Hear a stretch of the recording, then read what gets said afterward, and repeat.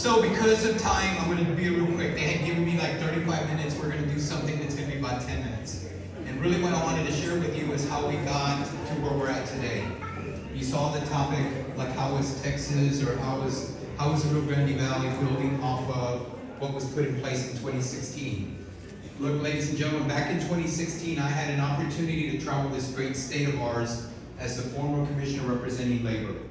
And it was really cool because what I did was we had rooms set up like this. And matter of fact, Carlos Margo and his team hosted us.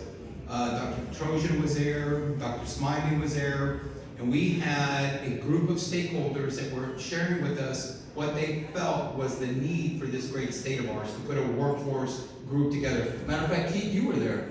Keith was there.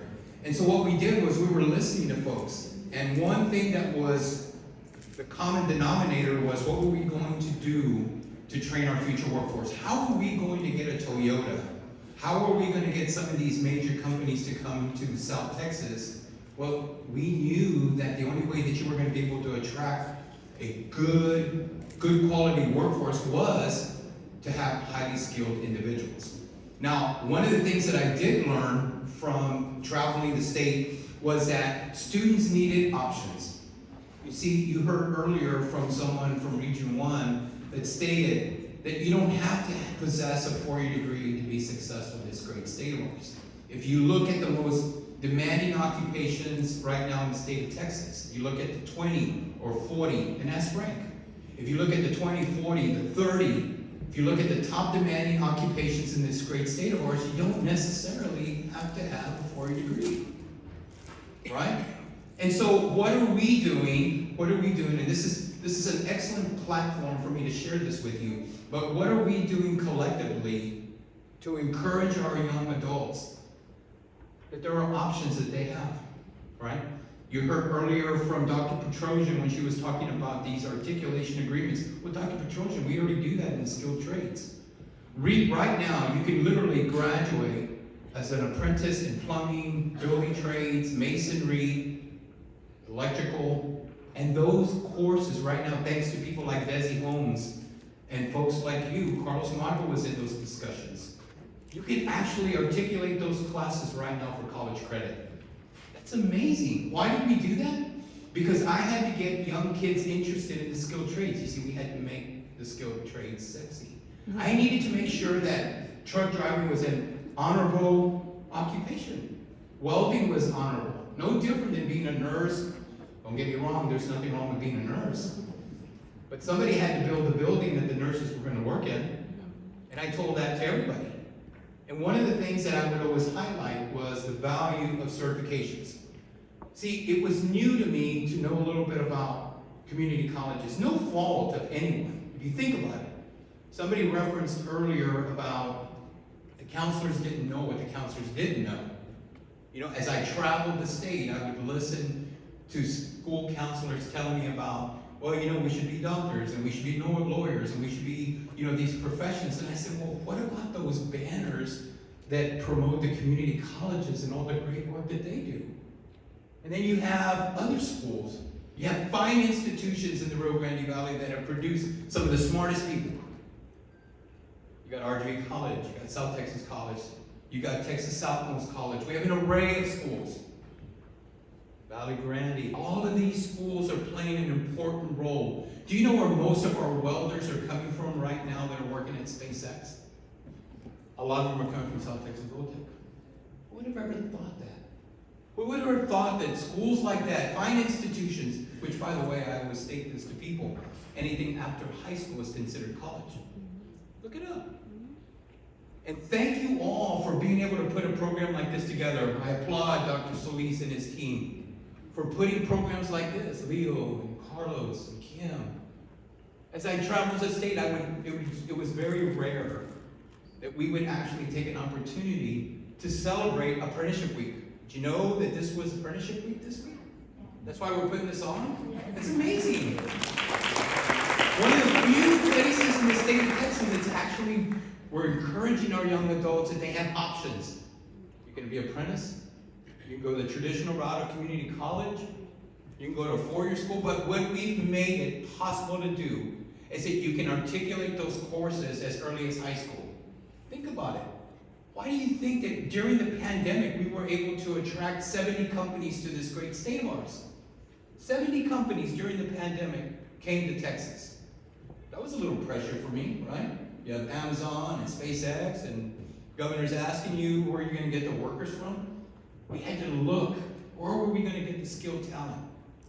And having discussions with many people like you made it possible for us to think outside the box. Like, you know that we offer apprenticeship programs for people that are behind bars?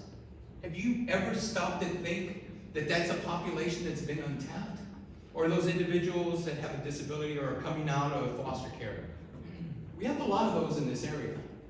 You as employers, are we doing our share to make sure that every individual in this great area, region that we live in, has an opportunity to succeed? Encourage them. Encourage them. Next time somebody tells you that they want to be a truck driver, don't frown on that and say, why do you want to do that? Encourage them that, you know what, go to those courses, continue taking the courses that your curriculum demands of, and I guarantee you that they're going to articulate to college credit at South Texas College or some of the other fine institutions. My God, all we see now is MOUs between this school and U of H, and this school and UT, and this school and our trade schools in the Valley. That's amazing. I thank Joey for making the comment earlier that when I was in St. Louis, I literally had a slide of all the stuff that you all were doing in the Rio Grande Valley that made us very unique. Did you know that that same slide and what you all did at South Texas College by expanding the apprenticeship program into making beer, the brewing at 5x5? Have you ever been to 5x5? I know Joey's always there at 5x5. And by the way, they're looking for taste testers. But can you imagine that this school here put a program where you could actually get someone in a one-year program to become an apprentice to make beer? And did I share with you that those individuals that were in the program were all veterans? Wow, Carlos, how amazing was that of you and be able to come up with something like that? That right there, ladies and gentlemen, got me the opportunity to be ambassador appointed by this administration. I was an ambassador of apprenticeship because I actually shared with them at the White House with that picture of 5x5 of what we were doing in South Texas. Now, I only tell you that not because I wanted the applause. Of course, that wasn't bad. But because I wanted you to know of all the great things that are happening in your region. Somebody mentioned earlier about we make chips and we make spaceships, whatever chips. That's amazing. I hadn't even thought of that. How cool is that? How cool is that our kids, regardless of where they go to school, remember, anything after high school is considered college.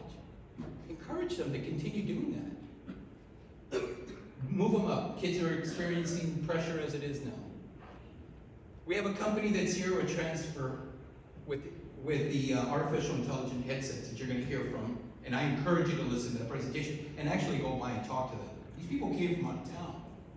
But what I love about them is they actually put these training models in your very high schools.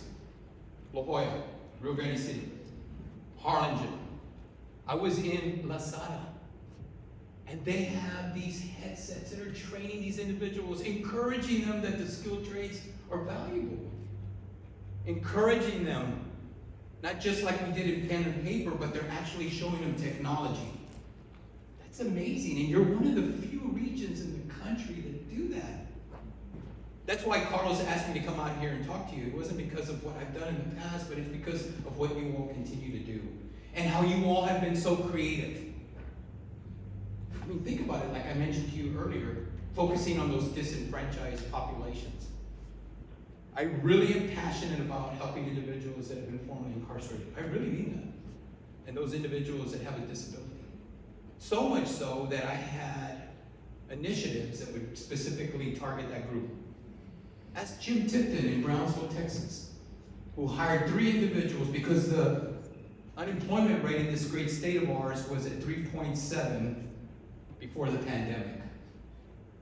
We live in a great state. But where were we going to get the skilled workers? So I asked Jim Tipton, would you be open to hiring people that have been formerly incarcerated?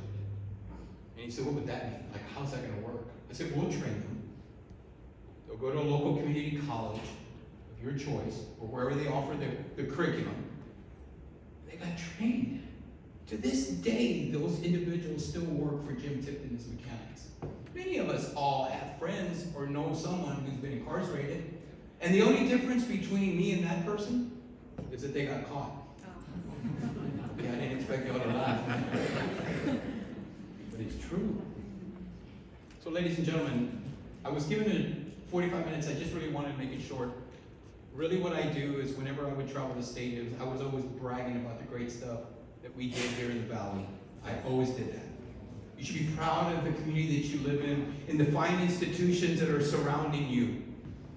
I mean, we have articulation agreements in this very college where we can actually get students that are never going to leave the Rio Grande Valley and are going to receive a degree from the University of Houston or from Texas A&M. That's amazing what we're doing here. So again, I just wanted to encourage you, continue doing what you're doing. Remember, at the end of the day, we just want to make sure that every individual succeeds and that we give everyone the tools needed to be successful. So Carlos, thank you for allowing me to say a few words. I had to do it quick because I know we're going to be short for lunch. But congratulations to all of you. And let me tell you, I wish you were standing here looking at yourselves because it's so impressive that we have the who's who among the Rio Grande Valley that are making sure that our future looks bright in South Texas. So thank you for that.